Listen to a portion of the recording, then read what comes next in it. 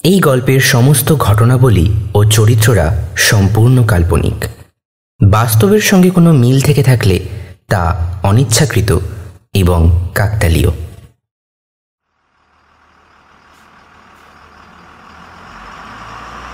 ফাঁকা মাঠের মাঝখানে বাসটা নামিয়ে দিয়ে ধুলো উড়িয়ে বেরিয়ে যাওয়ার পর আনোয়ারের খেয়াল হলো আসার সময় মফস্বল থেকে নানিজানের পছন্দের বালুশাহী নিয়ে আসতে ভুলে গিয়েছে সে।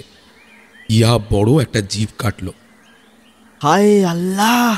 ইস, এই প্রথমবার সে হয়তো বাড়িতে ফিরছে, তাও আবার খালি হাতে।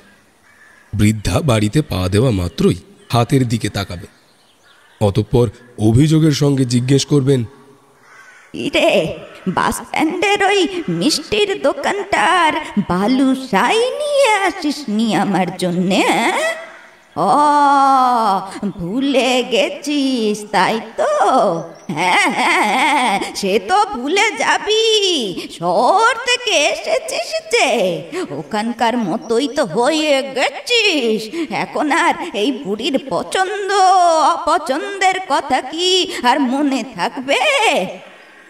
কথাগুলো যেন কানে ভেসে এলো আনোয়ারের। গতবার কি এক ঝালপাতা পান না জর্দা নিয়ে আসেনি বলে এই কথাগুলোই শুনতে হয়েছিল তাকে। একে বেজায় গরম, তার ওপর বাস স্ট্যান্ডে বিকেলের এই শেষ বাসটা ধরার ভিড় ছিল মারাত্মক। এইটা মিস করলে বাড়ি আসা আজ আর কপালে ছিল না আনোয়ারের। এমন পাণ্ডব বর্জিত জায়গায় ওর নানির বাড়ি যে প্রথমত সাকুল্যে মাত্র 4টে বাস আসে সারাদিনে এই পানে। দ্বিতীয়ত বাসগুলো গ্রামের প্রায় 2 মাইল আগে নামিয়ে দিয়ে চলে যায়। পাঞ্জাবির পকেট থেকে রুমালটা বার করে গলা মুখ মুছে নেয় আনোয়ার। উফ বাবা! এক ফোঁটাও হাওয়া বইছে না। শেষ বেলার সূর্য যেন কোনো তন্দুরের ভেতর থেকে ছিটকে বেরিয়ে আসা বড় কয়লার জ্বলন্ত একটা টুকরো, ভেতর অবধি সেদ্ধ করে দিচ্ছে সবকিছু। এ পোড়া গ্রামে লোকজন বেশি থাকে না, তাই হাঁটা পথে কাউকে সঙ্গী পেল না আনোয়ার। তাছাড়াও এই প্রথম একদম না বলে কয়ে নানির বাড়িতে এসে উপস্থিত হয়েছে আনোয়ার। না হলে ওর মামা ফজলুল ঠিক ওকে এসে নিয়ে যেত। 2 মাইল পথ পাড়ি দিয়ে নানিজানের প্রায় ভেঙে পড়া জরাজীর্ণ দোতলা বাড়িটার সামনে এসে আনোয়ার যখন দাঁড়ালো, ওর মনটা কেমন উদাস হয়ে গেল। দূরে মসজিদ থেকে ভেসে আসছে মাগরিবের আজান। সন্ধে হয়েছে অনেকক্ষণই। আধো অন্ধকারে বাড়িটা যেন কেমন বিষণ্ণ দেখাচ্ছে। 2 বছর সে এই বাড়িটার মুখও দেখেনি। কেমন একটা হতশ্রী অবস্থা হয়েছে, যেন মানুষ বাস করে না এখানে। এমনিতেই বাড়িটা অনেক পুরনো, এই 2 বছরে যেন বাড়িটার বয়স আরও বেড়ে গিয়েছে। বিভিন্ন জায়গা থেকে পলেস্তার খসেছে। দেওয়ালে এখানে সেখানে শ্যাওলার আস্তরণ। নির্লজ্জভাবে শিকড় বাকড় মেলে গজিয়েছে অনেক গাছপালা, গাঁথুনি ফাটিয়ে দেবে কোনোদিন। একটা দীর্ঘশ্বাস ফেলে আনোয়ার সবুজ রংচটা সদর দরজাটার উপর 2 বার আঙুলের গিঁট দিয়ে ঠক ঠক করে গলা খাঁকড়ে ডাক দেয়। ইস, বাড়িটার কি অবস্থা! নানি, ও নানি, দরজা খোলো গো। বেশ খানিকক্ষণ দরজা ধাক্কাধাক্কি করার পরেও ওপার থেকে কোনো সাড়া আসে না। আনোয়ার একটু অধৈর্য হয়, উঁকি ঝুঁকি মারে চারিদিকে। কোনো জানালা দরজা কিচ্ছু খোলা নেই।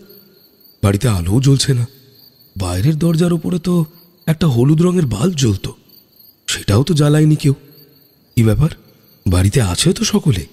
এবার দরজার কড়া দুটো ধরে জোরে জোরে ঝাঁকায় আনোয়ার। নানি, ওই গো, দরজা খোলো। আগেরবারের চেয়ে তুলনামূলক জোরে হাঁক পেড়ে আনোয়ার নিজেই চুপ করে যায়। কড়া নাড়ার শব্দ এবং তার গলার আওয়াজ দুটোই তার কাছে কেমন যেন প্রতিধ্বনিত হয়ে ফিরে আসে। কি অসীম নৈশব্দ বাড়ির চৌহদ্দির মধ্যে। নিজের শ্বাস প্রশ্বাসের শব্দও যেন শোনা যাচ্ছে। এইটা বড় অস্বাভাবিক ঠেকে আনোয়ারের কাছে। এত চুপচাপ কেন সবকিছু? এই গরমের মধ্যে ঘেমে নিয়ে এতটা রাস্তা হেঁটে এসে আর ধৈর্য কুলোয় না আনোয়ারের। সবে ভাবছে দরজাটা কোনো রকম ভাবে খুলে ভেতরে ঢুকে পড়বে।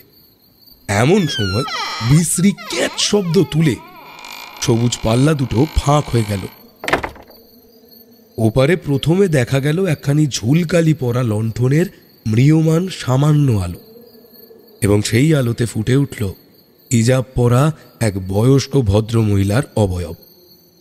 উচ্ছ্বসিত অথচ চাপা স্বরে সেই বৃদ্ধা বলে উঠলেন, আরে আনোয়ার, তুই আয় আয়, ভিতরে আয়। এবার আনোয়ারের মুখে হাসি ফোটে। জুতো খুলে ঢুকতে ঢুকতে বলে, কতক্ষণ ধরে ডাকছি বলো তো, কোথায় ছিলে সব? বৃদ্ধা খানিক তফাতে সরে দাঁড়ালেন। আগের মতোই ক্ষীণ কণ্ঠস্বরে বললেন, কানের মাথা খেয়েছি রে বাপ, তোর নানা জানেরও একই অবস্থা। বয়স হয়েছে তো, শুনতে পাইনি, তা হঠাৎ খবর না দিয়ে এলি যে বড়। আনোয়ার হেসে ফেলে। কাঁধের থেকে ভারী ব্যাগটা হাতে ফেলে বলে, কেন বুড়ি, খুশি হওনি বুঝি? তাহলে চলে যাই। বৃদ্ধা পেছন ঘুরে অন্দরের দিকে যেতে যেতেই বললেন, আরে আরে আরে, না না, তাই বলেছি, জিজ্ঞেস করলাম ওই এমনি। আসলে তুই তো খবর না দিয়ে আসিস না না। আনোয়ার নানিকে অনুসরণ করতে করতে এগিয়ে চলল। আলোটা একটু বাড়াও না, কিচ্ছু দেখতে পাচ্ছি না, কারেন্ট নেই। বৃদ্ধা দেওয়ালের কোণের হুক থেকে একখানা চাবি পেড়ে একটা ঘর খুলতে খুলতে বললেন, হে বাড়ির সব কিছুরই আমাদের মতো বয়স হয়েছে রে, একটুই মানিয়ে গুছিয়ে নে। কারেন্ট তো নেই, এই যে দুদিন আগে কি একটা তুফান হলো না, তারপর থেকেই নেই। কবে আসবে তাও জানি না। তুই বস বস, পানি নিয়ে আসি একটু। বৃদ্ধা লণ্ঠনটা নিয়ে চলে যান রান্নাঘরের দিকে। আবার অন্ধকারে ঢাকা পড়ে জায়গাটা। আনোয়ার অবশ্য এবাড়ির প্রতিটা কোণা চেনে। খুলে দেওয়া দরজা ঠেলে ঘরের ভেতরে ঢুকতেই একটা ভ্যাপসা গন্ধ নাক চেপে ধরে ওর। বহুদিন এই ঘরটা খোলা হয়নি বোঝাই যাচ্ছে, সেটাই স্বাভাবিক। এটা আনোয়ারেরই ঘর। আসলে সেই 7 বছর বয়স থেকে নিজের নানা নানির কাছে মানুষ হয়েছে আনোয়ার। ওর আব্বা আম্মি মারা যাওয়ার পর থেকে। সেই যে একবার ওদের গ্রামে কলেরা মহামারী লাগলো, তাতেই অনাথ হয়ে গেল ছেলেটা। গ্রামের আরও বাকি বহু বাচ্চার মতো, তবে তাদের তুলনায় কিঞ্চিত বেশি ভাগ্যবান ছিল আনোয়ার। ওর নানা যান এইখানে নিয়ে এসে ওকে নিজের ছেলের মতোই মানুষ করেছিল। তখন নানা জানের অবস্থা কোনো জমিদারের চেয়ে কম ছিল না। নিজামগঞ্জের বাজারে সবচেয়ে বড় মাংসের দোকানটা ছিল বদরউদ্দিন মিয়ার, মানে ওর নানা জানের। তাছাড়া আরও 2-3টে ব্যবসা ছিল। নিজের মামা ফজলুলের সাথে হেসে খেলে বিনা অভাবে বড় হয়েছে আনোয়ার। ফজলুল আনোয়ারের চেয়ে বয়সে বেশ বড় হলেও মামা ভাগ্নের সম্পর্কের চেয়ে ওদের মধ্যে মিল ছিল দাদা ভাইয়ের মতো। সবকিছু ঠিকই চলছিল, তবে কিছু বছর আগে ব্যবসা সংক্রান্ত কিছু একটা পাতি কেস খেয়ে নানার ব্যবসা পড়তে শুরু করে। তখন থেকেই এমন হাঁড়ির হাল। আর ফজলুল কুঁড়ের বাচ্চা, সে এই বাড়ি ছেড়ে কোথাও নড়বে না। বাইরের জগৎ তো দেখবেই না। সত্যি কথা বলতে আনোয়ারের মতো মেধাবীও সে ছিল না কোনোদিন। টেনে টুনে 12 ক্লাস পাশ করেছে। আনোয়ার 12 ক্লাস পাশ করার পরে কলকাতার নামী কলেজে চান্স পেয়েছে। তবে তা নিয়ে কোনো হিংসে নেই দুজনের মধ্যে। নানা নানি এখন মুখ চেয়ে আছে আনোয়ারের, কবে সে কলেজ শেষ করে একটা চাকরি পায়। ফজলুল বেকার, বাউন্ডুলে, বাপের ব্যবসায় কোনো রকমে দেখছে। অন্ধকারের মধ্যেই নিজের বিছানায় বসে রইল আনোয়ার। মনটা খারাপ হয়ে গেছে তার। সে নিজে কবে যে চাকরিটা পাবে। পড়াশোনার পাশাপাশি সেই চেষ্টাও চালাচ্ছে ও। নানা নারীর মুখে একটু হাসি ফোটাতে কবে যে সে পারবে। দরজার মুখের অন্ধকার খানিকটা দূরীভূত হলো কারোর আগমনে। সেই লণ্ঠনটা হাতে ঝুলিয়ে আর এক হাতে জলের গ্লাস নিয়ে ধীর পায়ে ঘরে ঢুকে এলেন তাজমিরা বিবি।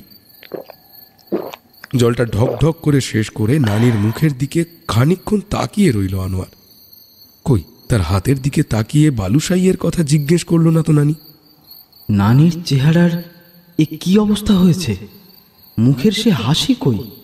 আরো অনেক বেশি পুরো আর অসুস্থ লাগছে কেমন নানিকে।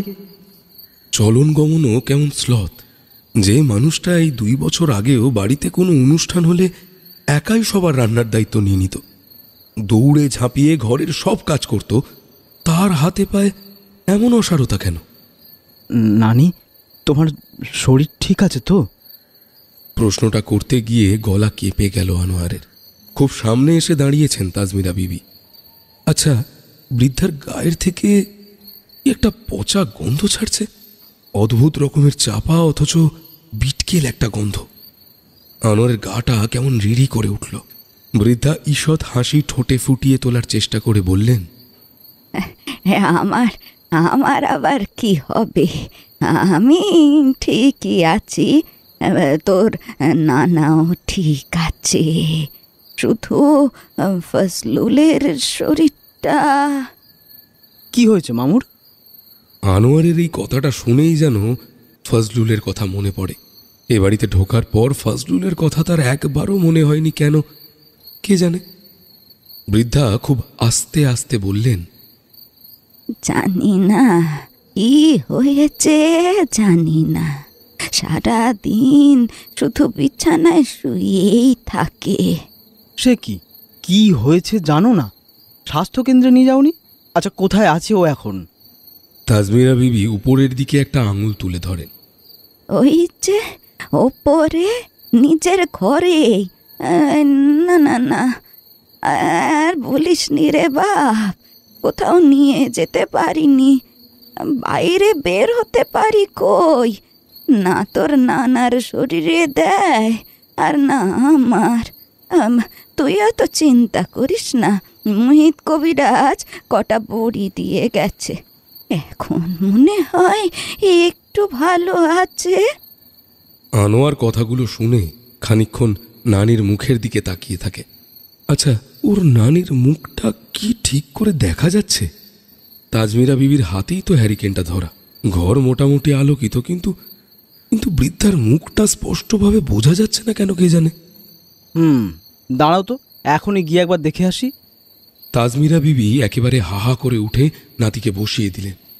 আরে না না না না না, ও ঘরে এখন যাস না বাপ, ওর শরীর ঠিক নেই, ও বারণ করেছে কাউকে ঢুকতে, আর তাছাড়া এখন ঘুমোচ্ছে হয়তো, ভেতর থেকে তোর দেওয়া। আনোয়ার নিরস্ত হয়ে বসে পড়ে। ফজলুলের ব্যাপারে আরও কিছু জিজ্ঞেস করবার আগেই তাজমিরা বিবি প্রস্থান করেন তড়িৎ গতিতে। লণ্ঠনটা রেখে বলে যান, তুই হাত মুখ ধুয়ে এসে বস, কিছু দানা পানি মুখে দে, বুঝলি? আনোয়ার বেশ খানিকক্ষণ চুপচাপ বসে থাকে খাটের উপর। নিজের বাড়িকেই ভীষণ অচেনা মনে হচ্ছে ওর। আচ্ছা, সে যে এসেছে নানাজান টের পাননি? পেয়েছেন নিশ্চয়ই, তাহলে কোথায় তিনি? পাশের ঘরেই তো থাকার কথা, একবার গিয়ে দেখে আসবে। নিজের ব্যাগের থেকে গামছা বের করে কাঁধে ঝুলিয়ে আনোয়ার লণ্ঠন হাতে বেরিয়ে এলো ঘর থেকে। পাশের ঘরটাই নানা নানির। ও ঘরের দরজা খোলা, কিন্তু ভেতরে ঘুটঘুটে অন্ধকার। চৌখাটে দাঁড়িয়ে লণ্ঠন উঁচু করে আনোয়ার ডাক দিল, নানাজান, ও নানাজান, নানাজান। ভেতর থেকে কোনো আওয়াজ আসে না। এই দেখে 1 পা 2 পা করে আনোয়ার ঢুকে গেল ঘরের মধ্যে। ঘরে ঢুকতেই যেটা ওর প্রথমে মনে হলো, মেঝেতে যেন 1 ইঞ্চি পুরো ধুলোর স্তর। কতদিন ঝাড় পোঁছ দেওয়া হয় না এই ঘরটায়। তাছাড়াও নাকে এসে লাগলো একটা ফ্যাপসা গন্ধ। বাড়িঘরের জানলা বহুদিন না খোলা হলে যেমন হয় আর কি। ঘরের মাঝখানে একটা খাট, তার চারিদিকে ভারী একটা মশারি টাঙানো।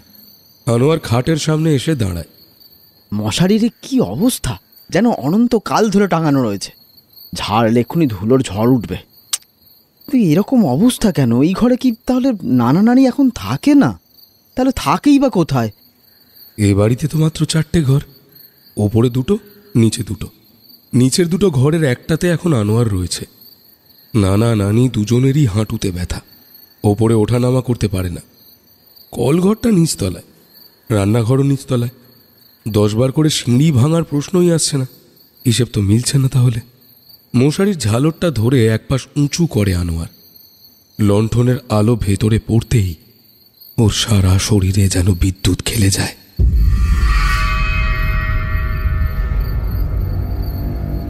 ঠক ঠক করে কাঁপতে থাকে হাতে ধরে থাকা লণ্ঠনটা। বিছানার সাদা চাদরের উপর টান টান হয়ে শুয়ে রয়েছে একটা পচা গলা মৃতদেহ।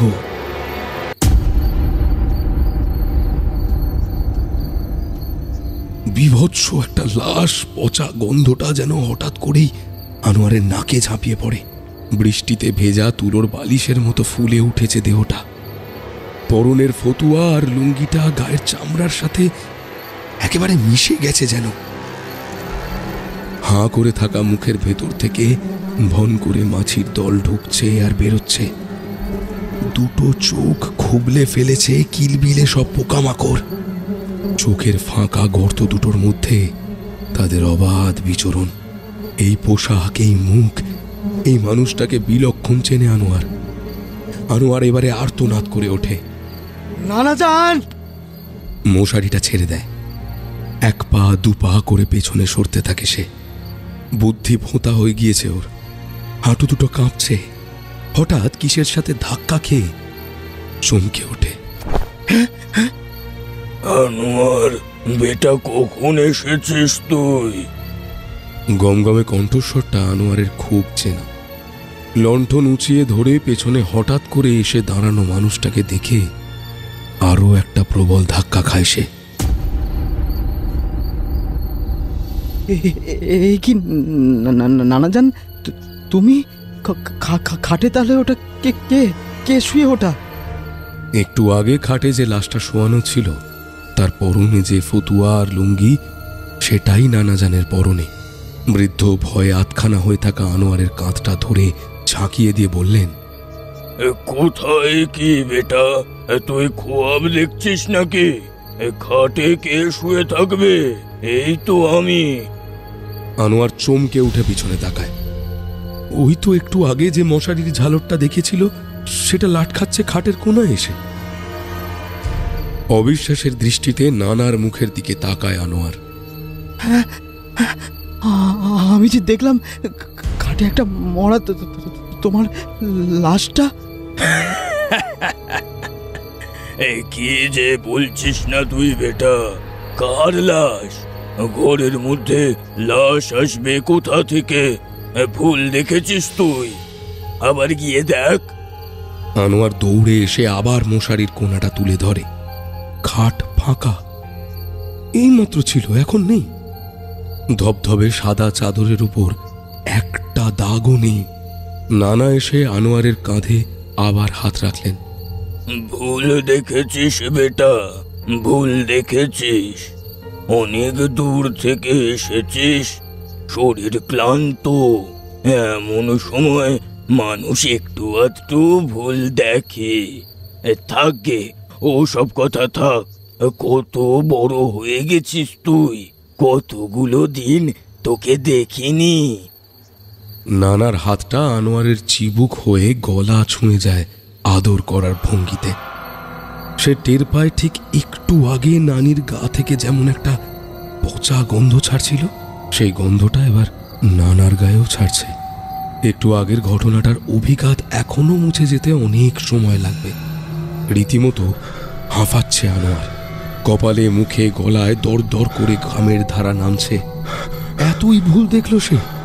নানাজান আবার বলে উঠলেন, তুই এত ঘামছিস বেটা, যা কোল ঘরে গিয়ে একটু জল ঢেলে নে গায়ে। সত্যি এই ঘরটার মধ্যে আর দাঁড়াতে ভালো লাগছিল না আনোয়ারের। যদি চোখের ভুল হয় তবুও এই ঘরের পরিবেশটা একদমই ভালো লাগছে না।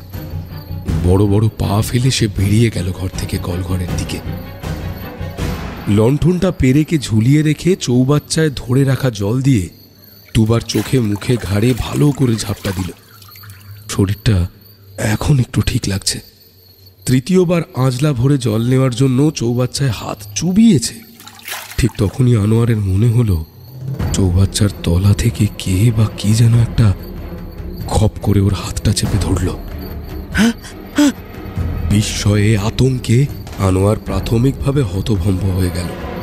কবজির কাছে প্রচণ্ড ব্যথাটা অনুভূত হতেই হ্যাঁচকা টানে হাত ছাড়িয়ে নিতে চাইল, কিন্তু তার বদলে অন্ধকার চৌবাচ্চার তলা থেকে কি যেন একটা উঠে এলো সেই প্রবল টানে। লণ্ঠনের আলোটা নিজে থেকেই যেন কেঁপে উঠল কয়েকবার। পাখির পায়ের মতো সরু 5টা আঙুল চেপে বসেছে ওর কবজিতে, আর এই হাত যার তাকে লণ্ঠনের আবছা আলোয় দেখতে লাগছে ঠিক ওর মামা ফজলুলের মতো। তবে যেন পুরোপুরি ফজলুল নয়, কারণ ফজলুলের মাথাটা এত বড় নয়, ফজলুলের চোয়ালটা এত লম্বা নয়। ফজলুল শ্যামলা হলেও ওর গায়ের চামড়া এরকম আলকাতরার মতো কালো নয়। ফজলুলের হাতের আঙুলগুলো এমন হেলে সাপের মতো সরু নয়। ফজলুলের চোখও কোনো দিনও এভাবে ধকধক করে জ্বলতে দেখেনি আনোয়ার। সেই ফজলুলের মতো দেখতে জিনিসটা অপার্থিব খসখসে কণ্ঠস্বরে বলে উঠল, এতদিন পরে এসেছিস আর আমার সাথে দেখা করিসনি তো এখনো? আয়, কাছে আয়। এই বলে সেই বীভৎস মূর্তিটা আনোয়ারের গলার দিকে হাত বাড়ালো। আনোয়ারের শরীরের সমস্ত শক্তি একত্র করে নিজেকে মুক্ত করার জন্য শরীরটাকে ছুঁড়ে দিল কলঘরের বাইরের দিকে। পিছল মেঝেতে পড়ে বেশ খানিক দূরে ছিটকে গেল আনোয়ার। কোমরটা টন টন করে উঠল যন্ত্রণায়, কিন্তু সেদিকে খেয়াল করার সময় নেই। চৌবাচ্চা থেকে উঠে আসা ওই নারকীয় জিনিসটা আনোয়ারের হাত ছেড়ে দিয়েছে ঠিকই, কিন্তু এবার একটু একটু করে সে উঠে আসছে জলের ভেতর থেকে। কলঘরের টিনের ছাদ ছুঁয়েছে তার মাথা। আনোয়ার কোনো রকমে উঠে দৌড়ে বেরিয়ে আসে সেখান থেকে। লণ্ঠন পড়ে থাকে ওখানেই। সোজা এসে ঢোকে নিজের ঘরে। ঘরে ঢোকার ঠিক আগে পাশে নানা নানির ঘরের দরজায় এক ঝলকের জন্য দাঁড়িয়ে থাকতে দেখে নানা জানকে। তিনি হাসছেন আর অদ্ভুতভাবে আনোয়ারের দিকে তাকিয়ে আছেন।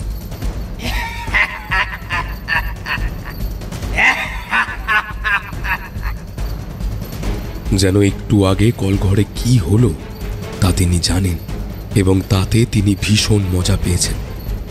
অন্ধকারের মধ্যে ঘরের মেঝেতে এসে হুমড়ি খেয়ে আছড়ে পড়ে আনোয়ার। শ্বাস ফুলে গিয়েছে তার। ভয়ে বিস্ময়ে তার মাথা কাজ করা বন্ধ করে দিয়েছে। কি হচ্ছে এই বাড়ির মধ্যে? সবই কি চোখের ভুল নাকি?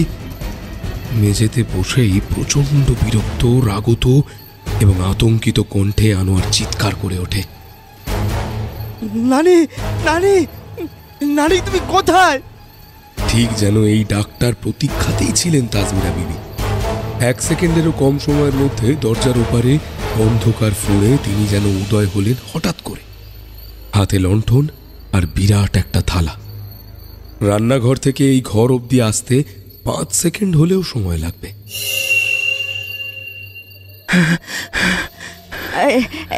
কি হয়েছে বেটা? অমন হাঁপাচ্ছিস কেন? এই বাড়িতে কি সব হচ্ছে নানি? আসার পর থেকে একের পর এক অদ্ভুত ঘটনা। একটু আগে নানা জানের খাটে দেখলাম একটা লাশ শোয়ানো। আমি নিশ্চিত ওটা নানা জানেরই লাশ ছিল, আমি স্পষ্ট দেখেছি। আবার এইমাত্র কলঘরে ওটা কি দেখলাম? চৌবাচ্চার ভেতর থেকে বেরিয়ে এসে আমার হাত চেপে ধরেছিল মামু। হ্যাঁ, মামুর মতোই দেখতে ওটাকে। নানি, কি হচ্ছে আমাকে সব খুলে বলো, কি ব্যাপার? এতটা কথা একেবারে বলে মেঝের উপর একেবারে টান টান হয়ে শুয়ে পড়ল আনোয়ার। পিঠ যেন ঘেমে আসছে ওর।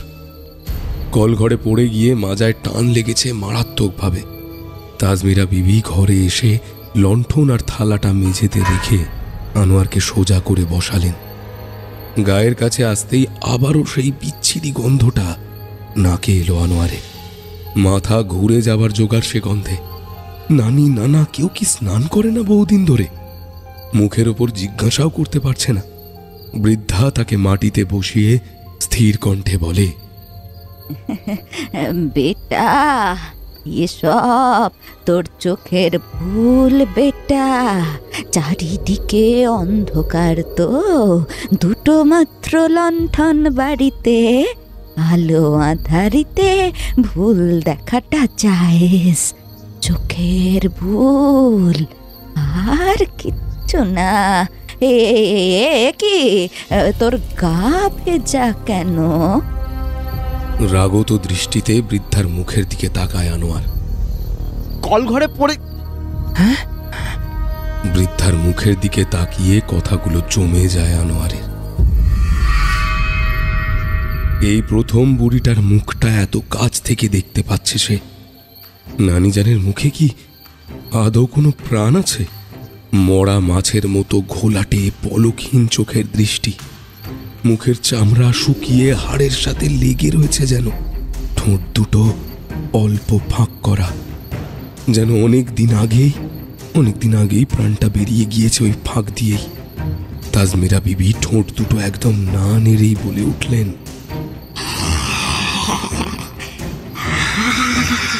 দিকে চলাফেরা করবি তো বা? কল করে শ্যাওলা জমেছে, পিছল হয়ে আছে।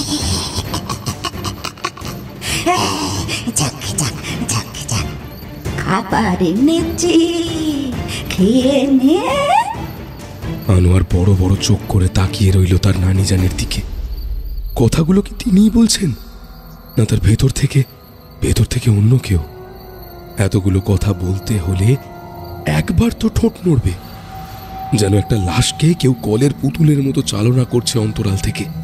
বৃদ্ধা নানি খানিক তফাতে সরে বসেন, আবারও ঠিক ওইভাবেই বলে ওঠেন,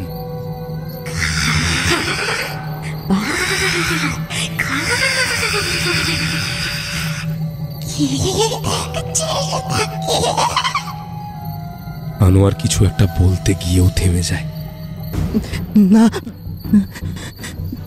বোঝে গোটা ব্যাপারটার মধ্যে কিছু একটা গন্ডগোল আছে। হঠাৎ করেই তার মনে হয় এ বাড়িতে কোনো লোডশেডিং হয়নি, এ বাড়ি বহুদিন ধরেই হয়তো ঢাকা পড়ে রয়েছে এমন নিশ্চিদ্র অন্ধকারে। চোখের সামনে মাটিতে রাখা থালাটার দিকে চোখ যায় তার। গরম গরম ধোঁয়া ওঠা খাবারের সুবাস মুহূর্তের মধ্যে আনমনা করে দেয় আনোয়ারকে। এইমাত্র কি চিন্তা করছিল তা ভুলে যায়। প্রচণ্ড খিদে পেয়েছে তার। হ্যাঁ, সে শারীরিক এবং মানসিকভাবে প্রচণ্ড ক্লান্ত। থালার সামনে বসে হাপুস হুপুস করে মুখে তুলে নানান রকমের পদ। এক থালার মধ্যে কত রকমের রান্না করেছে নানিজান। বাটিতে বাটিতে সাজানো সুগন্ধি পোলাও, ঘি ভাত, মুরগির কোরমা, হাঁসের ডিমের রেজালা, গরুর মাংসের ভুনা, ৩-৪ রকমের ভাজা মিষ্টি, পাটিসাপটা, লাচ্ছা সেমাই, ঘিয়ে ভাজা মিহিদানা, আরো কত কি। খিদের পেটে সেসব যেন অমৃতের মতো লাগলো। কোমরের ব্যথা যেন নিমেষে দূর হয়ে গিয়েছে রসনা তৃপ্তিতে। এত ভালো রান্না, প্রতিটাতে ম করছে ঘি এবং মশলার গন্ধ। হ্যাঁ, নানিজান ভালো রাঁধে, ঠিক কথা, কিন্তু এত ভালো রান্না এত বছরে কখনো খায়নি আনোয়ার। আজ যেন নিজের সমস্ত বিদ্যা উজাড় করে রান্না করেছেন নানিজান। গোটা থালাটা শেষ করতে আধ ঘন্টারও বেশি সময় লাগলো। ততক্ষণ তাজমিরা বিবি চুপটি করে পাশে বসে কোথা থেকে একটা তাল পাতার পাখা টেনে নিয়ে বাতাস করতে লাগলেন নাতিকে। খাওয়া শেষ হলে ঢক ঢক করে বরফের মতো ঠান্ডা জলের ঘটি পুরোটাই খালি করে ফেলল আনোয়ার। বৃদ্ধা থালাটা নিয়ে বেরিয়ে গেলেন ঘরের বাইরে। নিজের খাটে উঠে একটু লম্বা হলো আনোয়ার। এখন শরীরটা বেশ ঝরঝরে লাগছে। কোমরের ব্যথাটা এখনই কমবে না, তবে একটু ঘুমের ব্যবস্থা করাই যায়। সেই সকালে পড়ে থাকা জামা কাপড়গুলো এসে অবধি ছাড়তে পারেনি আনোয়ার। ব্যাগ খুলতে খুলতে হঠাৎ কি একটা খটকা লাগে। আনোয়ার এই বাড়িতে এসেছে 1 ঘন্টার মতো হয়েছে। এইটুকু সময়ের মধ্যে এই যে এত চব্য চস্য লেজ্জ পেয়েও খেলো আনোয়ার, এর সবই কি নানিজান নিজের হাতে রান্না করলেন? যা সব উত্তম গুরুপদ খাবারের পদ থালাতে ছিল, তা রান্না করতে একা মানুষের তো গোটা একটা বেলা লাগার কথা। নানি কি তাহলে জানতেন যে আনোয়ার আজ আসবে? তাই কি অনেক আগেই রান্না করে রেখে দিয়েছিলেন এত কিছু? কিন্তু তাও কি করে সম্ভব? সবই তো গরম গরম খেয়েছে সে। এতগুলো খাবার গরম করতেও তো অনেকটা সময় লাগার কথা। আর তাছাড়া তিনি জানবেনই বা কি করে যে আনোয়ার আজ আসবে? আর এ তো কলকাতা শহর না যে হোটেলে বলে রাখলেই কেউ এসে দিয়ে যাবে এতগুলো খাবার এত কম সময়ের মধ্যে। নানিজান যা যা খাওয়ালেন তার উপকরণ সচরাচর সবার ঘরেও থাকে না। আবার ভুরু কুঁচকে যায় আনোয়ারের। ব্যাগ থেকে বের করা নতুন পাজামা পাঞ্জাবিটা পরতে গিয়েও খাটের উপর রেখে দরজা দিয়ে বাইরে বেরিয়ে আসে সে। মনের অজান্তেই এক পা দু পা করে এগিয়ে যায় রান্নাঘরের দিকে। এঁটো থালাটা নিয়ে তো নানিজান ওদিকেই গেলেন। নানা নানির ঘরটা পেরিয়ে ডান দিকে কলঘর, বাম দিকে রান্নাঘর। ঘর থেকে বেরিয়ে আর নানাজানকে দেখতে পেল না আনোয়ার। কেন কে জানে যে নানাজানকে আনোয়ার এত ভালোবাসে, যার শরীর স্বাস্থ্য নিয়ে সে এত চিন্তিত। কখনো বাবার অভাব বুঝতে দেয়নি যে নানা আজ এ বাড়িতে আসার পর থেকে তার সামনে যেতে ইচ্ছে করছে না কেন তার। তাড়াহুড়োতে লণ্ঠনটা নিয়ে আসতে ভুলে গিয়েছে আনোয়ার। মহা মুশকিল, ঘরে ফিরে যাবে কিনা ভাবছে এমন সময় কানে এলো আওয়াজটা, কট কট কটর কটর। দুপায়ে গলিয়ে রান্নাঘরের দরজাটা। না, আলো দরকার নেই। এ বাড়ির ভেতরে অন্ধকার জমাট বেঁধে বসলেও বাইরে প্রকৃতি তো চাঁদের নোড়ে ভেসে যাচ্ছে। আনোয়ারের খুব মনে আছে নানিজানের রান্নাঘরের বড় জানালাটার কথা। ওটা খুলে দিলে বাইরের আলো বাতাস খুব সহজেই ভেতরে ঢোকে। সে জানালাটা বোধহয় খোলা, কারণ এত অন্ধকারের মধ্যেও রান্নাঘরের ভেতরটা বাইরে থেকে খানিক দৃশ্যমান। পায়ে পায়ে সেদিকে এগিয়ে যায় আনোয়ার। কিসের শব্দ এটা? ওর বুকের ভেতর তখন যেন কেউ হাতুড়ি পিটছে। মনে একটা খারাপ আশঙ্কা, হে খোদা, আবার না জানি কি দেখতে হবে। রান্নাঘরের দরজার কাছে এসেই আনোয়ারের চোখ যায় সেই খুলে রাখা বড় জানালাটার কাছে। হ্যাঁ, ওখান দিয়ে বাইরে চাঁদের আলো এসে পড়েছে রান্নাঘরের মেঝেতে। জোছনায় আংশিক আলোকিত রান্নাঘরের ওই একটি অংশ, এবং ওখানেই আনোয়ার স্পষ্ট দেখল উবু হয়ে বসে রয়েছে একজন। সেই একজন কি ওর নানি তাজমিরা বিবি? কিন্তু সে কি করে হয়? ওর নানির মুখে এমন হাঙরের মতো দাঁত কবে ছিল? কবে ওর নানির হাতগুলো এমন আমপাড়ার আকশির মতো লম্বা ছিল? নানিজানের পোশাক আশাক পরে রান্নাঘরের মেঝেতে যেটা বসে রয়েছে, আর বসে কুকুরের মতো মুখ নামিয়ে একটু আগে আনোয়ারের খেয়ে খালি করে রাখা থালা থেকে উচ্ছিষ্ট হাড়গোড় কটর মটর করে চিবিয়ে খাচ্ছে, সেটা কোনোভাবেই আনোয়ারের নানি নয়। কট কট কটর কটর শব্দটা কানে জ্বালা ধরিয়ে দিচ্ছে আনোয়ারের। চোখের সামনে এমন প্রবল আতঙ্কের দৃশ্যের মাঝেও আনোয়ারের মনে পড়ে যাচ্ছে কোথাও কোথাও কোনো এক হাদিসে সে পড়েছিল মহানবী সাল্লাল্লাহু আলাইহি ওয়াসাল্লাম বলে গিয়েছেন, জিনদের প্রিয় খাবার হলো পশুর হাড় আর গোবর। কোনো মানুষ অত বড় বড় গরুর হাড় দাঁতে চেপে ভেঙে চূর্ণ বিচূর্ণ করে মুখে ফেলে সেটা চিবোতে পারে না। কোনো মানুষের অত বড় বড় দাঁত হয় না। এ নিশ্চয়ই কোনো অপবিত্র জিন। এই বিভৎস দৃশ্যটা সহ্য করতে না পেরে এক পা দু পা করে পেছোতে গিয়ে রান্নাঘরের দরজার সাথে তড়াম করে ধাক্কা খায় আনোয়ার। ওর মুখ থেকে অস্ফুটে একটা আর্তনাদ বেরিয়ে যায়।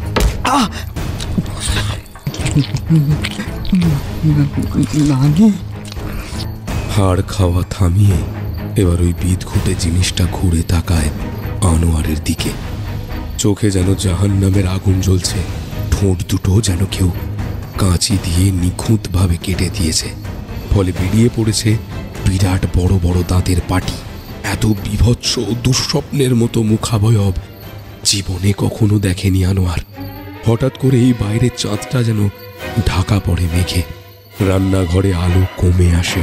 এক পা দু পা করে হামাগুড়ি দিয়ে এগিয়ে আসতে থাকে সেই মূর্তিমান বিভীষিকা। দুটো শিরিষ কাগজ ঘষলে যেমন আওয়াজ হয়, অনেকটা সেরকম কণ্ঠস্বরে খিস খিস করে হেসে ওঠে, তারপর বলে ওঠে,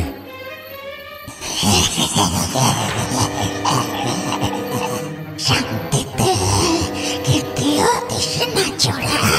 যখন থেকে এসেছিস খালি সব কিছুতে কৌতূহল। আমার কাছে সব কৌতূহল মিটিয়ে দিচ্ছে।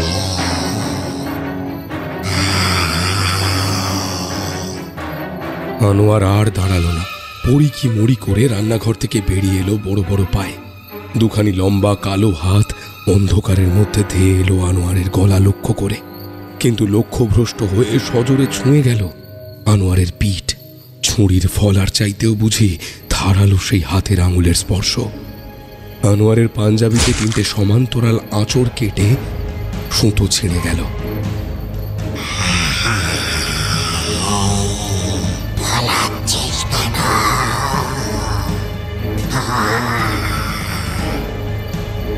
অলৌকিক এক কণ্ঠস্বর ধাওয়া করে আসছে আনোয়ারের পেছনে। আনোয়ার অন্ধকারে পাগলের মতো দিক বিদিক জ্ঞান শূন্য হয়ে ছুটতে গিয়ে শক্ত কিসের সাথে একটা ধাক্কা খেয়ে যেন পড়ে গেল মাটিতে। যন্ত্রণায় কোঁকিয়ে উঠল। কোমরটা বুঝি সম্পূর্ণভাবে অকেজো হয়ে যাবে এবার। মাথা ঝনঝন করছে, চেতনা বোধ হয় এখনই লোপ পাবে। এই অবস্থার মধ্যেও নিজের বুকের কাছে হাত দিয়ে কিছু একটা অনুভব করে আনোয়ার। জিনিসটা ঠিক আছে তো? এটার দিকেই এইসব নারকীয় জীবগুলির লোভ। এটাকেই বারবার গলার থেকে ছিনিয়ে নিতে চাইছে এরা। নিটোল নিকষ অন্ধকারের মধ্যে এই নিঝুম পুরীর কোনো এক জায়গায় কতক্ষণ ধরে মেঝের উপর পড়ে রইল আনোয়ার তা তার মনে নেই। চোখ মেলে যখন চাইল তখন তার মাথার কাছে জ্বলজ্বল করছে একটা আগুনের শিখা। ঝাপসা থেকে দৃষ্টি ক্রমে সুস্পষ্ট হয়। শিখাটা লণ্ঠনের। ওটা হাতে করে মুখের উপর ঝুঁকে দাঁড়িয়ে রয়েছেন তাজমিরা বিবি। আনোয়ার চোখ মিলতেই লণ্ঠনটা আরো উঁচু করে ধরে তিনি বললেন, রে কি হলো? মেঝে এমন ভাবে শুয়ে আছিস কেন? কি হয়েছে? আনোয়ার তরাক করে লাফ দিয়ে উঠে বসে।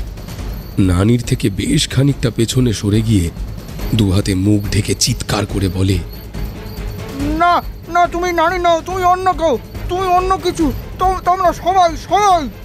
বৃদ্ধা লণ্ঠনটা নিয়ে স্থির দাঁড়িয়ে থাকে। নিজের মুখের কাছে লণ্ঠন তুলে ধীরে ধীরে বলেন, বেটা বেটা বেটা তুই কিছু ভুল দেখেছিস। তোর শরীরটা বোধহয় ভালো নেই। এই দেখ আমি রে তোর নানি রে বেটা। আনোয়ার চোখ বন্ধ করে বলে ওঠে, তুমি যদি নানি হও তাহলে রান্নাঘরে ওটা কি ছিল? কোনটা কি ছিল? আমি তো কল ঘরে বাসন মাজছিলাম রে বেটা। ধীরে ধীরে চোখ খুলে নানির মুখের দিকে তাকায় আনোয়ার। না, কিছুক্ষণ আগে নানির যেমন মরা মানুষের মতো মুখটা দেখেছিল তেমনটা তো নয়। স্বাভাবিকভাবেই চোখের পলক পড়ছে। ঠোঁট নড়েই তো কথাগুলো বললেন নানি। মোটা ভ্রুর নিচে চিন্তিত দুটি চোখের সজল দৃষ্টি। আনোয়ার ক্লান্ত স্বরে বলে, এত ভুল দেখছি নানি, এত ভুল। বৃদ্ধা এবারে এগিয়ে আসেন আনোয়ারের দিকে, মাথায় হাত বুলিয়ে বলেন, ওঠ বাপ ওঠ, খাওয়া দাওয়া করেছিস, এবার একটু ঘুম দে। তোর শরীরটা ক্লান্ত রে বাপ, তার উপর কোমরে ব্যথা পেয়েছিস। একটু ঘুমা, সব ঠিক হয়ে যাবে। আয় আমার সাথে। ভীষণ স্বাভাবিক মনে হলো আনোয়ারের এই কথাগুলো। ঠিক তার নানি তাজমিরা বিবি যেভাবে কথা বলেন তেমন ভাবেই। এতক্ষণ কেমন যেন সব কিছু অস্বাভাবিক ঠেকছিল। তবে কি নানির কথাই ঠিক? সব ভুল দেখেছে সে। মেঝে থেকে উঠে দাঁড়িয়ে টলোমলো পায়ে সে এগিয়ে গেল নানির সাথে। তাজমিরা বিবি আনোয়ারের ঘরে ঢুকে লণ্ঠনটা বিছানার পাশে রেখে বিছানার তলা থেকে ঝাঁটাটা বের করে সুন্দর করে পরিপাটি করে দিলেন বিছানা। রাশি রাশি ধুলো উড়ল ঘরের বাতাসে। আনোয়ারের নাক সুরসুর করছে। বালিশ কাঁথা সুন্দর করে গুছিয়ে দিয়ে নাতিকে শোয়ালেন বিছানায়। পরম স্নেহে তার মাথায় হাত বুলিয়ে দিয়ে বললেন, ঘুমাও চাঁদ সোনা আমার, ঘুমাও। ঘুমালে সব ঠিক হয়ে যাবে। আমি এখানেই বসে হাওয়া করবো সোনা আমার। কথা শেষ হওয়া মাত্রই দরজার কাছে কারো পায়ের শব্দ হলো। সচকিত হয়ে সেদিকে তাকাতেই আনোয়ার দেখল ওর নানা যান খাটের দিকে এগিয়ে আসছে। কোথা থেকে একটা মোড়া টেনে নিয়ে তিনিও বসে পড়লেন আনোয়ারের মাথার আরেক পাশে। মুখে একটা অদ্ভুত হাসি। নানিজানকে উদ্দেশ্য করে বললেন, কি নাতি ভয় পাচ্ছে খুব, তাই না? নানিজান কোনো উত্তর দিলেন না। চুপচাপ পাখা দিয়ে বাতাস করতে লাগলেন আনোয়ারকে। নানাও কোথা থেকে একটা তালপাতার পাখা নিয়ে বাতাস করতে শুরু করলেন আনোয়ারকে। দুজন দুপাশ থেকে বাতাস করছে। আরামে চোখ বুজে ঘুম এসে যাওয়ার কথা, কিন্তু না, আনোয়ারের অস্বস্তি হচ্ছে। চাপা একটা আশঙ্কা কাজ করছে ওর মনের মধ্যে। কারণ দুজনের গায়ের থেকে আবার সেই জঘন্য বোটকা গন্ধ নাকে এসে লাগছে। ঘরে লণ্ঠন বাড়িয়ে রাখা, কিন্তু আলোটা তবুও কেমন যেন মিয়ে এসছে বলে মনে হচ্ছে। আনোয়ার চোখ বন্ধ করতে চাইলেও নিশ্চিন্তে চোখ বন্ধ করে তলিয়ে যেতে পারছে না ঘুমের রাজ্যে। সারাদিনের ক্লান্তিতে, কোমরের ব্যথায় ওর চোখে ঘুম জড়িয়ে আসছে, তবুও আধ বোঝা চোখে দুজনের মুখের দিকেই বারবার তাকাচ্ছে সে। এদের উদ্দেশ্যটা কি? এমন হাসি হাসি মুখ করে আনোয়ারের দিকে এরা তাকিয়ে আছে কেন? যন্ত্রচালিত পুতুলের মতো দুটো পাখা দুজনে নেড়ে চলেছে। আনোয়ার তার বুকের ওপর দুহাত রেখে ঘুমানোর ভান করে টান টান করে শুল। উদ্দেশ্য দু হাত দিয়ে শক্ত করে বুকের কাছে পাঞ্জাবির তলায় থাকা জিনিসটাকে আঁকড়ে ধরা। জিনিসটা একটা লকেট। অবশ্যই মামুলি কোনো জিনিস নয় ওটা। এক অদ্ভুত ক্ষমতা সম্পন্ন একটি পাথর, সরু চেন দিয়ে আনোয়ারের গলায় জড়ানো। ওটাকেই পরম যত্নে আঙুলের ফাঁকে আঁকড়ে শুয়ে রইল আনোয়ার। তবে পাখার বাতাসের আরামে চোখ বুজে এলো খুব শীঘ্রই। নিদ্রার দেশে তলিয়ে গেল আনোয়ার।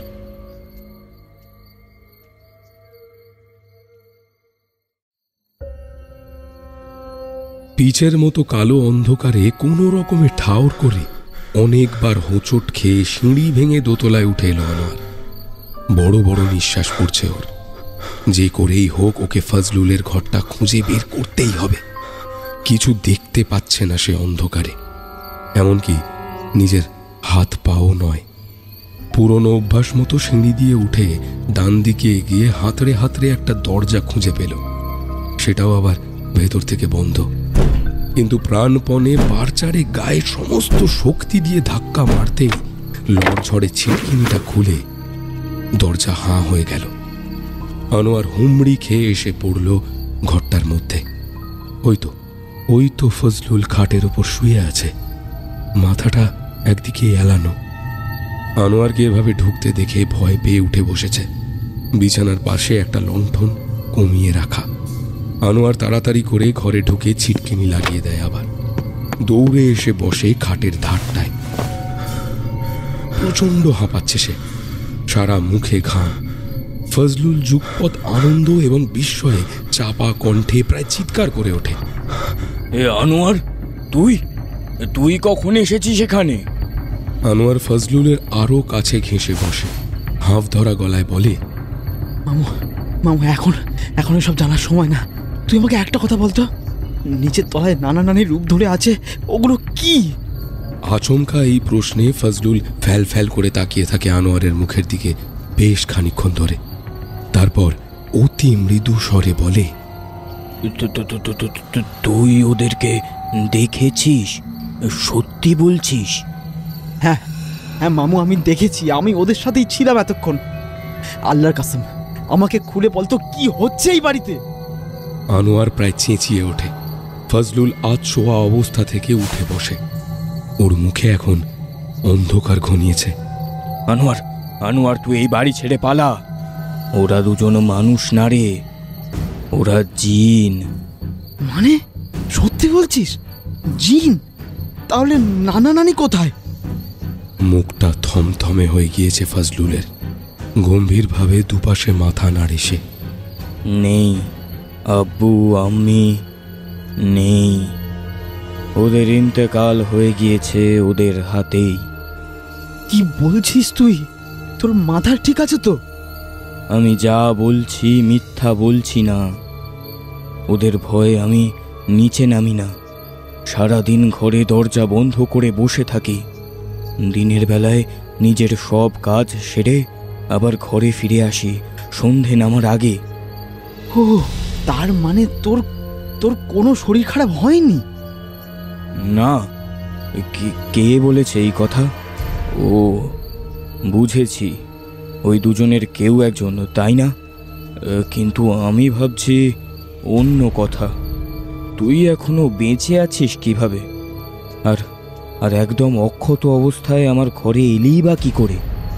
ওই শয়তান দুটো তোর পিছু পিছু আসেনি? শুকনো গলায় ঢোক গেলে আনোয়ার। তারপর ওর পাঞ্জাবির বুকের দুটো বোতাম খুলে একটা লকেট বার করে সেটা ফজলুলকে দেখায়। এই দেখ, এই লকেটটার জন্য জানিস তো মামু, এটার না কোনো বিশেষ ক্ষমতা আছে সেটা বুঝতে পারছি।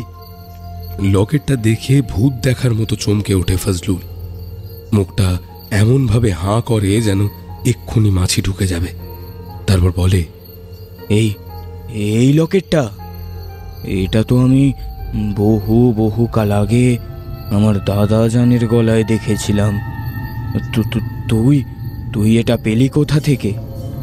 আনোয়ার লকেটটা আবার ঢুকিয়ে ফেলে, তবে ফজলুলের প্রশ্নের জবাব না দিয়ে পাল্টা প্রশ্ন করে, তুই আগে আমায় বলতো এসবের মানে কি? নানা নানি কোথায়? ওই জিনগুলো কারা? সব খুলে বল আমাকে, কিচ্ছু লুকাস না মামু। ফজলুল আবার বালিশে হেলান দিয়ে শুয়ে পড়ে। তারপর খুব ধীরে ধীরে বলতে থাকে, দিদি দুলাভাই যখন মারা গেল, মানে যখন আব্বা তোকে আমাদের বাড়িতে নিয়ে এলো, তখন আমার দাদাজান বেঁচে ছিলেন। তোর মনে আছে নিশ্চয়ই?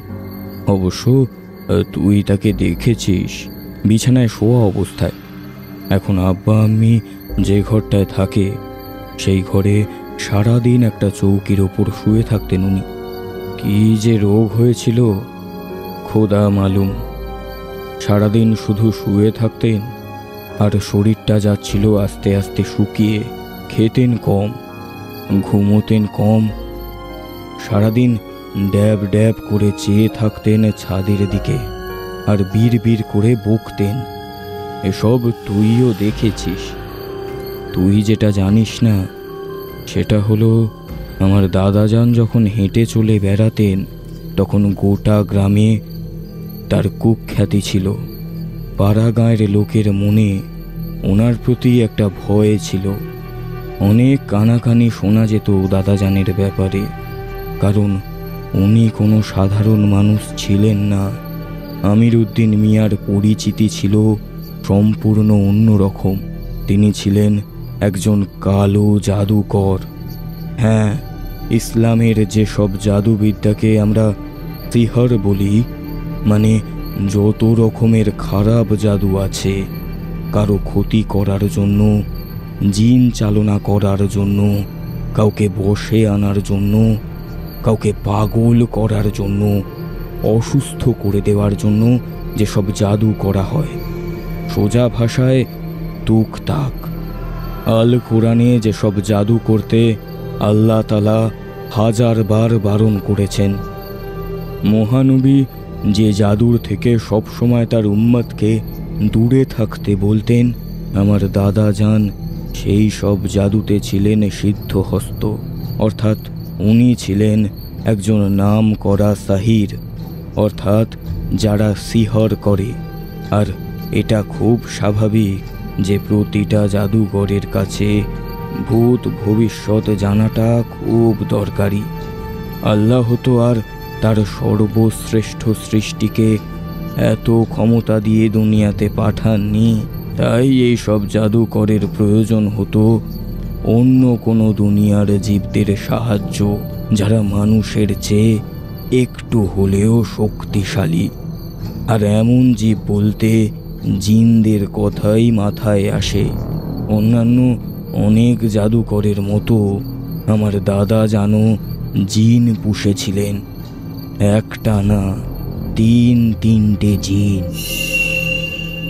অত্যন্ত শক্তিশালী এই জিনগুলোকে দাদাজান 15 দিনের এক কঠিন সাধনার মাধ্যমে এই দুনিয়াতে এনেছিলেন। আমার এখনো মনে আছে, দাদাজান তার নিজের ঘরে 1 মাস ধরে নিজেকে বন্দি রেখেছিলেন। সাধনা শুরুর আগে 15 দিন রোজা, পরের 15 দিন জিন নামানোর জন্য 1000 রকমের পিশাচি কারবার। সেসব কি ছিল আমি জানি না, কিন্তু দরজার বাইরে থেকে ছোট্ট আমি কান পেতে তখনও শুনতাম দাদাজান অদ্ভুত ভাষায় চিৎকার করছেন, কাঁদছেন, হাসছেন। মাঝে মাঝে পেতাম বিভৎস বিটকেল সব গন্ধ। আব্বাজান দাদাজানের এই সব খ্যাপামি দেখে ওকে দূরে শহরের কোনো পাগলা গারদে রেখে আসতে চাইছিলেন।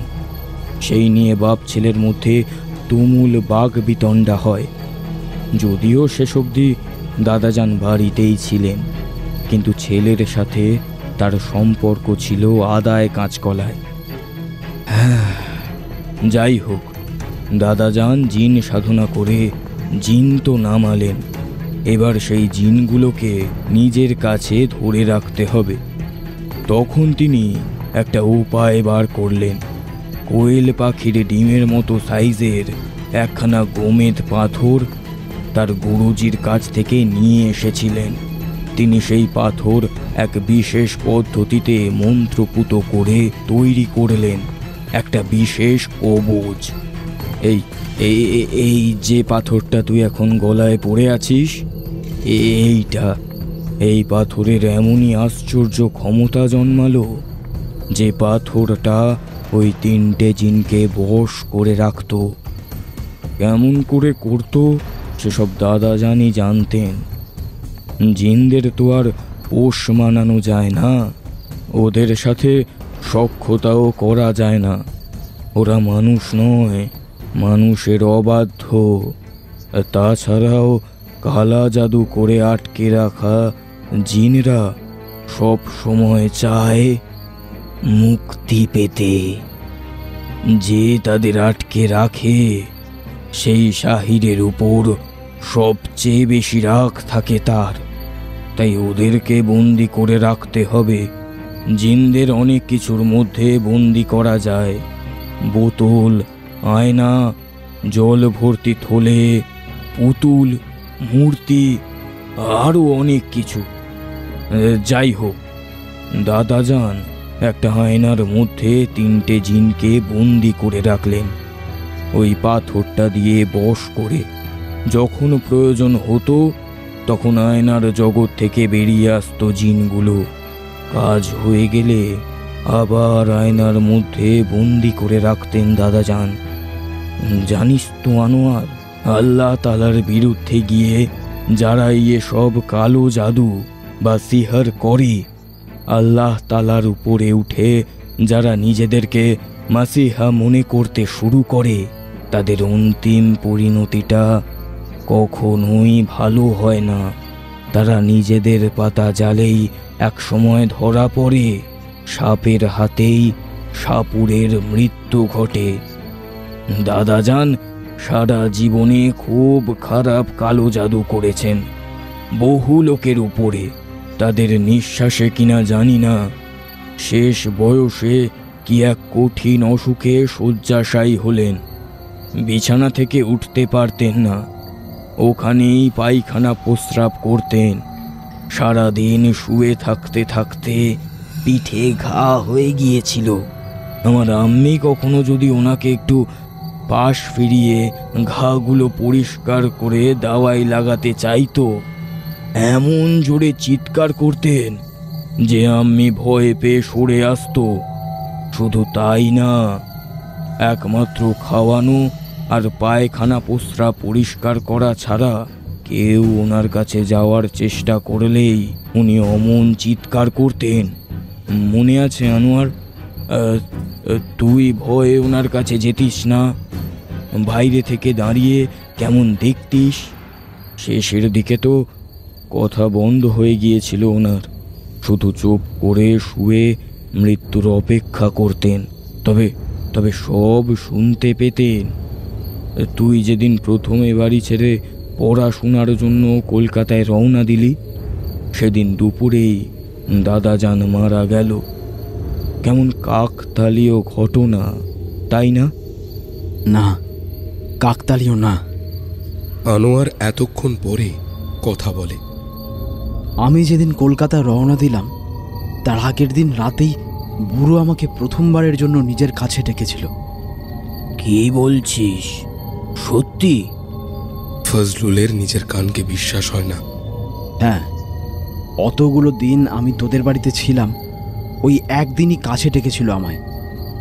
বিছানায় শুয়ে আমার দিকে হাত বাড়িয়ে ডেকেছিল। আমি ভয়ে ভয়ে ধীর পায়ে ভিতরে গেলাম, কিন্তু বুড়োর বিছানার সামনে গেলাম না। পচা ঘায়ের গন্ধ, পায়খানা প্রস্রাবের গন্ধ আমার গা গুলোচ্ছিল। বুড়ো আমাকে খুব কষ্টে বলল, বেটা বেটা তোকে একটা জিনিস দিয়ে যাব, তুই কিন্তু খুব খুব সাবধানে রাখবি। কি জিনিস? বুড়ো নিজের হাড় জিরজিরে গলা হাতিয়ে একখানা লকেট, মানে এই লকেটটা বের করলো। হাফ টেনে টেনে বলল, এই জিনিসটা নিজের কাছে রাখ। আয় আয় আয়, কাছে আয়। আমি কাছে গেলাম। বুড়ো আমাকে কাঁপা কাঁপা হাতে গলা থেকে এই লকেটটা খুলে আমার হাতে দিল। তারপর আবার বলল,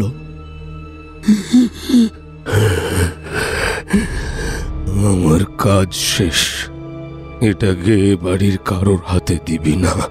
তুই কালকে চলে যাচ্ছিস শুনলাম। যা যা, এটাকে লুকিয়ে নিয়ে চলে যা।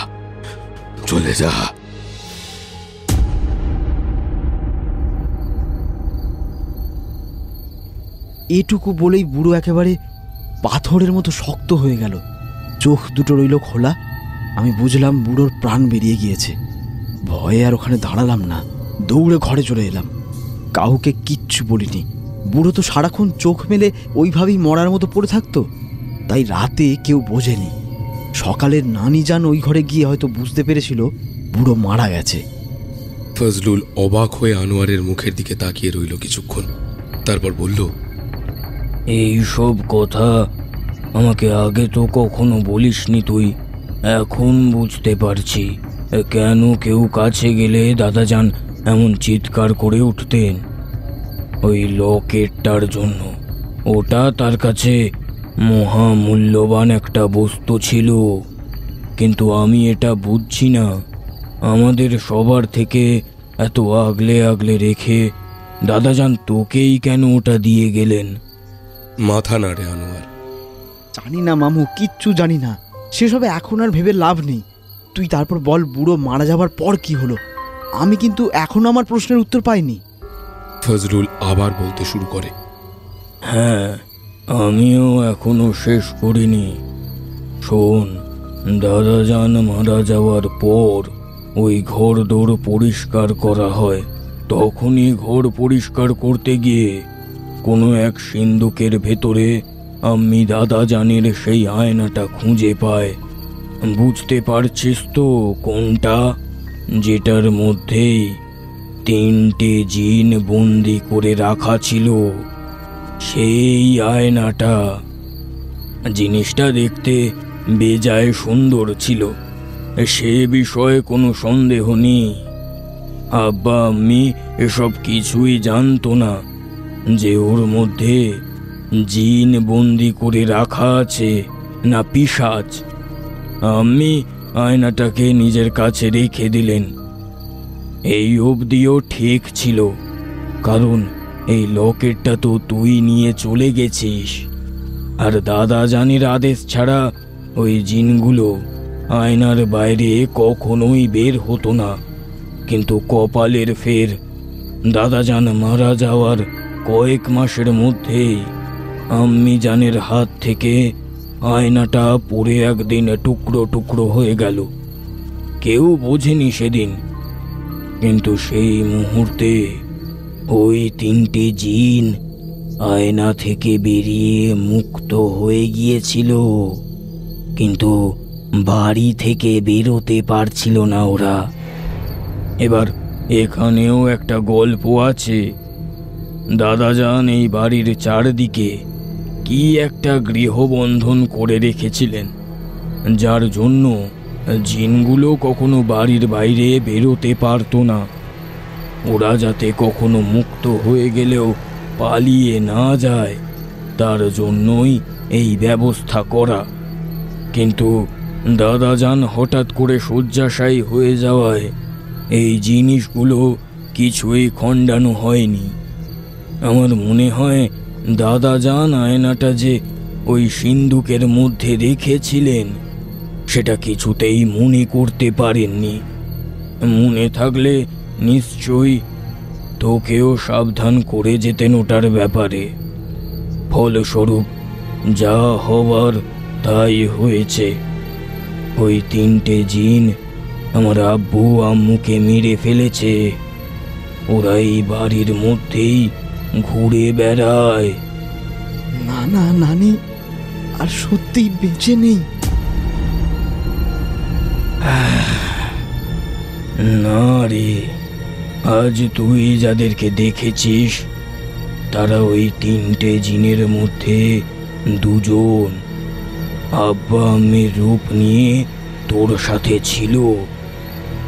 এতক্ষণ তুই বেঁচে আছিস একমাত্র এই লকেটটার জন্য, ওই গোমেদ পাথরটার জন্য। আনোয়ার মাথা নিচু করে চুপচাপ বসে থাকে কিছুক্ষণ, তারপর ঠোঁট ছেটে নিয়ে বলে, হ্যাঁ রে মামু, তুই ঠিক বলেছিস। এই পাথরটা ওরা নেওয়ার জন্য প্রথম থেকেই চেষ্টা করছিল। ওদের 3জনকেই আমি দেখেছি জানিস তো। নানা আর নানির রূপ ধরে 2জন, আর একজন তোর রূপ ধরেছিল। কলঘরের মধ্যে আমি তাকে দেখেছি। 3টি জিনি বারবার চেষ্টা করেছে আমার গলা থেকে এটা ছিনিয়ে নেওয়ার জন্য, কিন্তু পারেনি। আমি বাঁচিয়ে নিয়েছি কোনো রকমভাবে। একটু আগে আমাকে নানিজান কোথা থেকে যেন খুব সুস্বাদু খাবার দাবার এনে খাওয়ালো। আমার তখনই সন্দেহ হয়েছিল এত অল্প সময়ের মধ্যে এত সুস্বাদু সব খাবার কোথা থেকে জোগাড় হয়ে গেল। এখন বুঝতে পারছি জিন ছাড়া এসব মানুষের পক্ষে সম্ভব নয়। খাওয়া দাওয়া করে আমার ঘরে একটু শুয়েছিলাম। একপাশে নানাজান আর একপাশে নানিজান বসে আমায় হাওয়া করছিল। আমি চোখ বন্ধ করে মটকা বেড়ে পড়েছিলাম। ওরা ভেবেছে আমি বোধহয় ঘুমিয়ে পড়েছি, কিন্তু না। খানিক পরেই আমি বুঝতে পারলাম একজন হাত বাড়াচ্ছে আমার গলা থেকে ওই লকেটটা ছিনিয়ে নেওয়ার জন্য, আর একজন আমার গলা টিপে আমায় মারার জন্য। ঠিক তখনই উঠে বসলাম। চোখ খুলে যে 2টো মুখ আমার মুখের উপর ঝুঁকে পড়তে দেখেছিলাম, সে নারকীয় মুখমণ্ডলের কথা আমার ভাবেও কল্পনা করতে পারি না মামু। বহুদিন আমার রাতে ঘুম হবে না এরপরে। যাই হোক, উঠে বসে লকেটটা ওদের দিকে তাক করে ধরতেই কি হলো কে জানে, পাথরটা থেকে একটা অদ্ভুত আলোর ছটা বেরিয়ে সারা ঘরটাকে খানিকক্ষণের জন্য আলো করে দিল। তারপর ওদের আর দেখতে পেলাম না। তারপর আমি দৌড়ে সিঁড়ি বেয়ে তোর ঘরে এসে ঢুকলাম। ফজলুল কথাগুলো শুনতে শুনতে শিউরে উঠছিল। আনোয়ার থামতে বলল, তুই অনেক বড় বাঁচা বেঁচে গিয়েছিস। ওরা তোকে মেরে ফেলতো, ঠিক সময় তোর চোখ না খুললে ওই পাথরটা ওদের চাই। কারণ ওই গৃহবন্ধনের জন্য ওরা বাড়ির মধ্যে আটকে আছে, আর ওদের বশ করার একমাত্র উপায় হলো ওই পাথরটা। সুতরাং ওই পাথরটাকে ওরা কোনোভাবে হাতিয়ে নিয়ে যদি নষ্ট করে ফেলতে পারে, এই পুরো জাদুটা নষ্ট হয়ে যাবে। তাহলে ওরা 3টে জিন মুক্তি পেয়ে যাবে। ওর জন্যই প্রথম থেকে ওই পাথরটার উপর ওদের নজর ছিল। এটা অভিশপ্ত একটা পাথর। এই পাথরটার জন্যই বাড়িটা অভিশপ্ত হয়েছে। এই পাথরটার জন্যই আমার আব্বা আম্মিকে জান কোরবান করতে হয়েছে। আনোয়ার, তুই এই পাথরটা আমাকে দিয়ে দে। এ বাড়ি ছেড়ে তুই চলে যা। এই জিনিস নিজের সাথে রাখিস না, না পাক একটা জিনিস এটা, আর কখনো এখানে আসিস না। আনোয়ার, আনোয়ার, তুই পাথরটা দিয়ে চিরকালের মতো চলে যা। ফজলুল উঠে বসে। আনোয়ার খানিক পিছিয়ে গিয়ে সন্দিগ্ধ চোখে ওর দিকে তাকিয়ে বলে, আর তুই, তোর কি হবে? আমার জন্য চিন্তা করিস না। আমি এটা নিয়ে নষ্ট করে ফেলবো। আমার কিচ্ছু হবে না। এটা নষ্ট করে ফেললে ওরা মুক্ত হয়ে যাবে। দে দে দে দে দে, পাথরটা আমায় দে। ফজলুলের কণ্ঠস্বরটা কেমন যেন মরিয়া শোনায়। আনোয়ারের ঠোঁটের কোণে ফুটে উঠেছে বাঁকা একটা হাসি। বুকের কাছে লকেটটা চেপে ধরে বাইরে বের করে এনে বলে, এত সুন্দর জিনিসটাকে নষ্ট করে ফেলবি মামু? ফজলুলের চোখে যেন আগুন ঝরছে। দেখ, কথা বাড়াস না, ওটা আমাকে দিয়ে দে। লকেটটা দু হাতে নাচায় আনোয়ার। আর যদি না দিই তাহলে? তাহলে তুই মর। মুহূর্তের মধ্যে গলার স্বর পাল্টে যায় ফজলুলের, সেই সঙ্গে গোটা দেহটাও। আনোয়ার মুহূর্তের ভগ্নাংশের মধ্যে ফজলুলের জায়গায় বসে থাকতে দেখে কালো কুচকুচে অন্ধকার দিয়ে তৈরি এক কুৎসিত অবয়বকে, যার দু চোখে ধক ধক করে অঙ্গার জ্বলছে। কালো সরু দুটো হাত বাড়িয়ে এক টানে আনোয়ারের হাত থেকে সেই পাথর বসানো লকেটটা ছিনিয়ে নিতে যায়। এই অবয়বটাকেই কল ঘরে দেখেছিল আনোয়ার। ফজলুলের মতো দেখতে, কিন্তু ফজলুল নয়। চকিতে সেই বিদকুটে মূর্তিটার গলা চেপে ধরে আনোয়ার। অপর হাতে চকচক করে ওঠে সেই গোমেদ পাথরটা। আনোয়ারের মুখে চোখে তখন পৈশাচিক এক উল্লাস।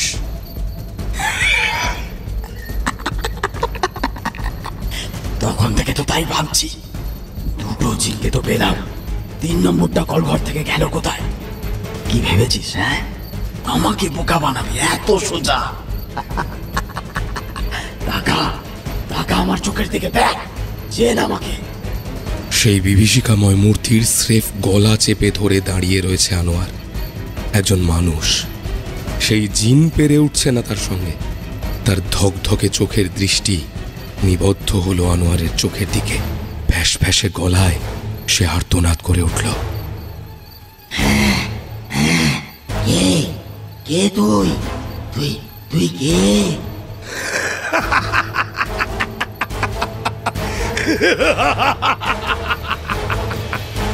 আমি কে?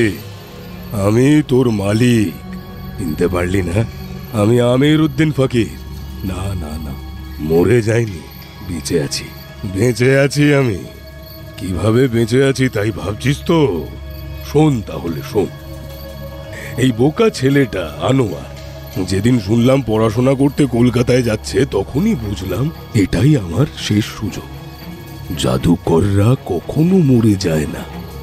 তারা তাদের আত্মা এক দেহ থেকে আর এক দেহে পরিবর্তন করে মাত্র, ঠিক পিশাচের মতো। আমরা আমরা আমরা যারা কালা জাদু করি, তারা কিন্তু পিশাচের চেয়ে কেউ কম নই। আমি জানতাম আমার শেষ সময় এসে গেছে। আমাকে এখন কোনো একটা দেহ ধরে বেঁচে থাকতে হবে। আর এই আনোয়ারের চেয়ে সোজা শিকার তো আর ছিল না। তাই ওকে একদিন কাছে ডাকলাম। বোকা ছেলেটাকে লোভ দেখালাম এই লকেটটা। আমার কাছে আসতে ভয় পেত বেটা। জানতাম ওটার লোভ দেখালে হয়তো আসবে। কুকুরের মুখের সামনে যেমন বিস্কুট দেখিয়ে নাড়ালে কুকুর জিভ বের করে ছুটে আসে, এই পাথরটা দেখিয়ে ওকে যখন বললাম নিবি, তখন ও নিতে চাইল। আমি কাছে ডাকলাম, ও আরো কাছে এলো। একটু একটু করে একদম আমার মুখের উপরেও যখন ঝুঁকে পড়েছে, তখন আমি ওর গলাটা টিপে ধরলাম। বিছানায় লেগে গিয়েছিলাম তো কি হয়েছে? হাতে তখনও অসুরের মতো জোর ছিল। আর আমার জোর তো আর ঈশ্বর প্রদত্ত নয়, শয়তান প্রদত্ত। টিপে মেরে ফেললাম আনোয়ারকে। তারপর আমার আত্মাটা চলে গেল ওর দেহে। ওর দেহ ধরেই আমি এতগুলো বছর বেঁচে আছি। তাই সেই রাতেই পালিয়েছিলাম বাড়ি থেকে, একেবারে সোনায় সোহাগা। আর সবাই জানে আনোয়ার পড়তে যাচ্ছে কলকাতায়, কেউ সন্দেহ করবে না। ওর দেহ ধরেই আমার প্রথম কাজ হয়েছিল আয়নাটাকে তন্ন তন্ন করে খোঁজা। খুঁজেছিলাম, কোথাও খুঁজে পাইনি। কোন চুলে রেখেছিলাম কে জানে। যাই হোক, পরের দিন আমার বেটা, আমার বৌমা, নাতি আবিষ্কার করলো যে আমি মারা গেছি। ভাবলাম খুব স্বাভাবিক একটা ঘটনা, কিন্তু এদিকে যে দেহ অদল বদল হয়ে গেছে তা ওরা জানতেও পারল না। যাকগে, আমার ওদের প্রতি কোনোদিনই কোনো মায়া ছিল না। তোরা তিনটে জিন যাদেরকে আমি বন্দি করেছিলাম আয়নার মধ্যে, এই বাড়ির মধ্যে তোরা অনন্তকাল ধরে ঘুরে মরতিস যদি আজকে আমি না আসতাম। আজ টানা 2 বছর পরে আমার তোদের প্রয়োজন হয়েছে, তাই এখানে এসেছি, তোদের নিতে এসেছি। এ বাড়িতে পা দিয়েই বুঝেছিলাম আমার পরিবারের আর কেউ বেঁচে নেই। আমার বেটা আর আমার বৌমার রূপ ধরে যেগুলো আমাকে আপ্যায়ন করলো সেগুলো আসলে জিন। আর তুইও নাটকটা ভালোই করেছিস, কিন্তু শেষ হাসিটা তো আমি হাসবো। আমি অনেকক্ষণ আগেই বুঝতে পেরেছি যে তুই ফজলুল নোস। কোনো মানুষ 2টো জিনের সাথে এক বাড়িতে থাকতে পারে না। কোনো মানুষ সেই কথাগুলো জানতেও পারে না, যেগুলো আমি কোনোদিন কাউকে বলিনি। কি করে জানবে আমার সাধনার কথা, জিন নামানোর কথা? এসব ফজলুলের জানার কথাই না। আমি অনেকক্ষণ আগেই বুঝতে পেরেছিলাম। আমি শুধু শুনছিলাম তুই কত দূর বলতে পারি। আমি শুধু দেখছিলাম কখন তুই নিজের আসল রূপটা দেখাস।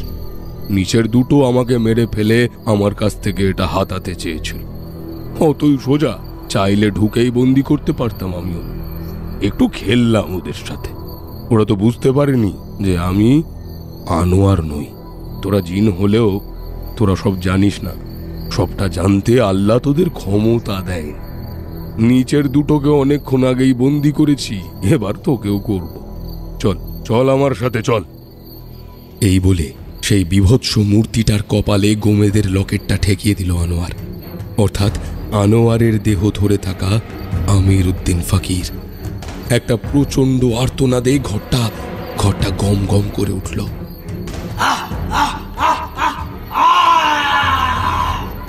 সেই অন্ধকার দিয়ে তৈরি দেহটা ছোট হয়ে ধীরে ধীরে মিলিয়ে যেতে থাকলো পাথরটার মধ্যে। এই পাথরটাকে এমনভাবেই তৈরি করিয়েছিলেন আমির উদ্দিন ফকির। দেখতে দেখতে 3য় জিনটাকেও লকেটের ভেতরে বন্দি করে ফেললেন তিনি। সঙ্গে সঙ্গেই গোটা চত্বরটা নিশ্ছিদ্র অন্ধকারে ঢাকা পড়ল। ভালো করে চারিদিকে চোখ বোলালেন তিনি। বহুদিন ধরে বন্ধ অব্যবহৃত একটা ঘরের মাঝখানে দাঁড়িয়ে আছেন তিনি। একটু আগে লণ্ঠন জ্বলছিল খাটের পাশে, এখন কিছু নেই, ফাঁকা। গোটা বাড়িটাই শ্মশানপুরী, কারণ পরিবারের আর কেউই বেঁচে নেই। আর আমির উদ্দিন খুব ভালো করে জানেন এই 3টে জিন তার ছেলে, বউ আর নাতিকে অনেকদিন আগেই মেরে ফেলেছে। এতক্ষণ যা যা দেখছিলেন সবই জিনদের মায়া। তাচ্ছিলের হাসি হাসলেন তিনি। অনেক দেখেছেন এসব জীবনে। যাক, 3টে জিনকেই বন্দি করা হয়ে গিয়েছে, এদেরকে এখন কাজে লাগবে তার। প্রচণ্ড খুশি মনে বাড়িটার ভেতর থেকে বের হয়ে এলেন আমির উদ্দিন ফকির। 2 বছর ধরে বেশ ভালোই আছেন তিনি। একটা তরতাজা ছেলের শরীর ধারণ করেছেন। আরামসে এখন 50 বছর আয়ু তার। ততদিনে আবার নতুন শিকার পেয়ে যাবেন। বাড়ি থেকে বেরিয়ে সেই গভীর রাতেই রাস্তা ধরে হাঁটতে শুরু করলেন তিনি। বাড়িতেও থাকতে পারতেন, কিন্তু তিনি জাদুকর। এদের কাছে রাতের আলাদা করে কোনো বিভীষিকা নেই, কারণ রাতের জীবেরা এদের দখলে থাকে। ঠিক যেমন এই মুহূর্তে তার বুকের কাছের লকেটটার মধ্যে বন্দী হয়ে রয়েছে 3টে শক্তিশালী জিন। বুকের কাছটা মাঝে মাঝে গরম হয়ে উঠছে তার। পাঞ্জাবির পকেটে হাত ঢুকিয়ে শীষ দিতে দিতে বাস স্ট্যান্ডের দিকে চললেন তিনি। সকালের প্রথম বাস ধরে কলকাতায় ফিরে যাবেন।